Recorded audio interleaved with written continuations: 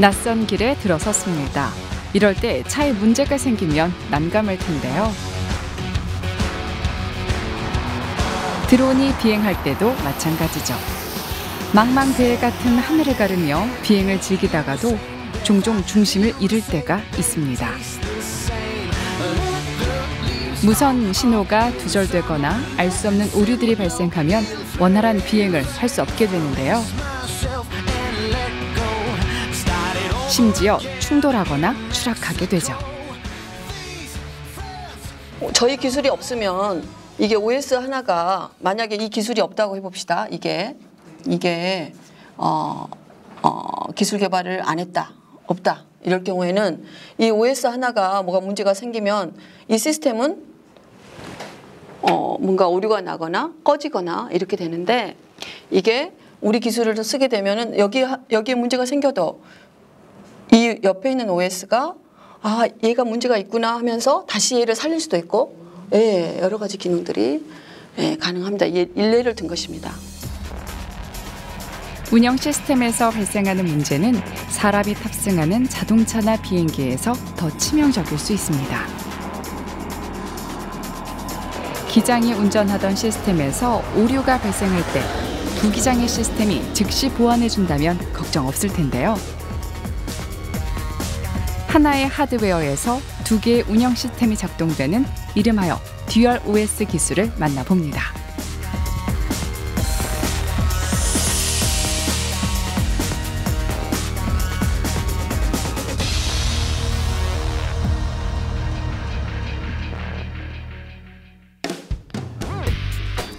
한국전자통신연구원에서 차세대 운영 시스템 연구가 한창인데요. 현재 대부분의 자동차들은 엔진, 연료, 브레이크 제어 장치, 내비게이션 등이 각각의 시스템으로 구성되어 있습니다. 하지만 최근에는 자동차 안의 모든 장치들을 하나의 시스템으로 통합하려는 움직임이 활발한데요.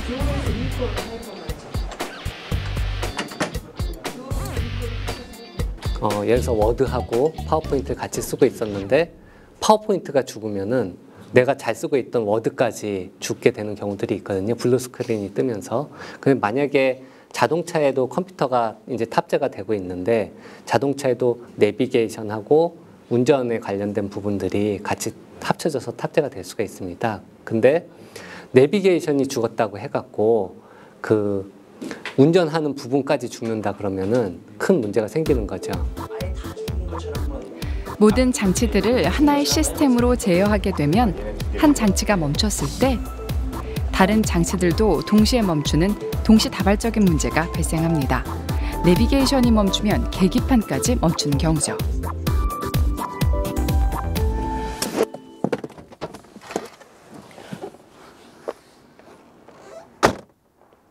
많은 기기들이 디지털화되다 보니까 하나의 모니터에 내비게이션과 계기판까지 볼 수 있는 차종들이 많아지고 있는 추세입니다.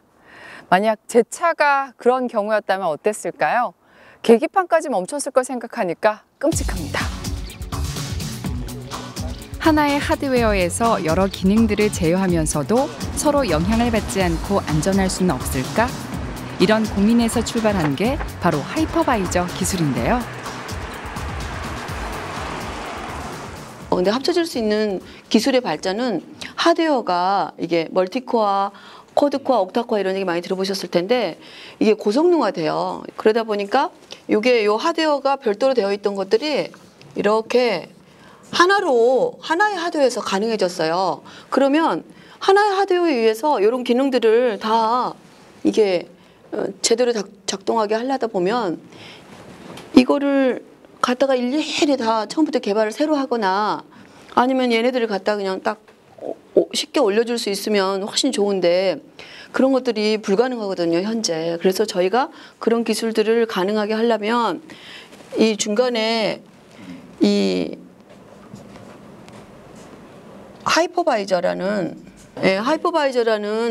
기술을 개발을 해서 이 OS 하나의 OS가 서로 다른 OS가 OS 1, 2가 이 하드웨어를 마치 자기 혼자 쓰는 것처럼 보이게 해주는 그런 기능이에요.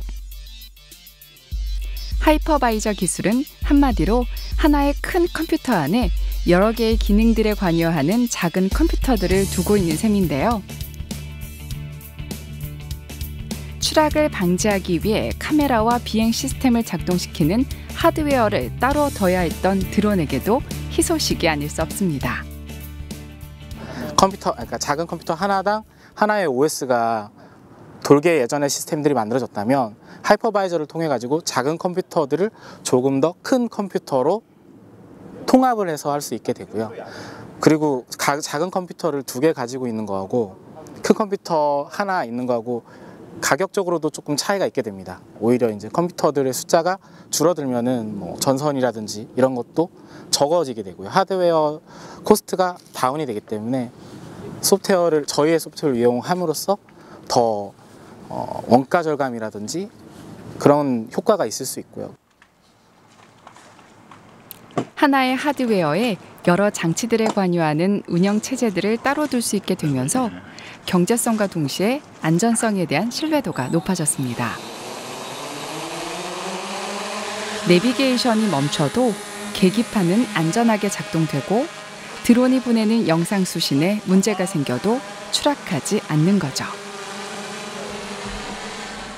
드론으로 실험을 해봤는데요. 일반적인 경우라면 드론은 정상적으로 비행하면서 영상을 보내오는데요.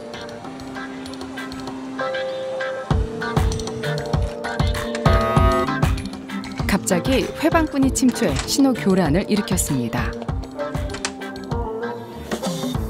최근 드론의 인기몰이로 영상 작업을 방해하려는 회방꾼이 늘어 골치라는데요. 방해를 받은 드론이 정신을 못 차리고 갈팡질팡합니다. 어째 불안하죠? 이제 자동 비행 준비하고. 지금까지는 통신 시스템의 공격을 받으면 드론이 추락했는데요. 이런 상황을 방지할 수 있는 게 바로 하이퍼바이저 기술입니다. 비록 통신 시스템이 공격을 받았어도 비행 시스템은 따로 운영되고 있어 끄덕없는데요. 필수적인 장치나 기능을 안전하게 보호한 거죠. 비행제와 같은 안전성이 강조되는 프로그램들은 안전한 OS 공간에서 구동을 하게 되고요. 통신과 같이 조금 더 덜 안전해도 되는 것들은 일반적인 OS 공간에서 구동을 하게 됩니다. 해커가 침입을 하게 된다 하더라도 일반적인 OS 공간에 대해서만 공개를 하기 때문에 해커가 이 부분에서 오류를 일으키고 시스템을 정지시킨다 하더라도 비행제와 같은 안전한 프로그램들은 안전한 OS 공간에서 분리되어서 영향받지 않고 구동을 하게 됩니다. 하이퍼바이저 기술이 탑재된 드론은 무사히 제 위치로 돌아옵니다. 이용의 편리성과 안전성, 거기에 경제성까지 겸비한 하이퍼바이저 기술. 하나의 무인기에 적용되는 것을 넘어 여러 개의 무인기 시스템, 나아가 무인 자동차, 무인 선박 등의 기반 소프트웨어로 확장될 예정이라고요.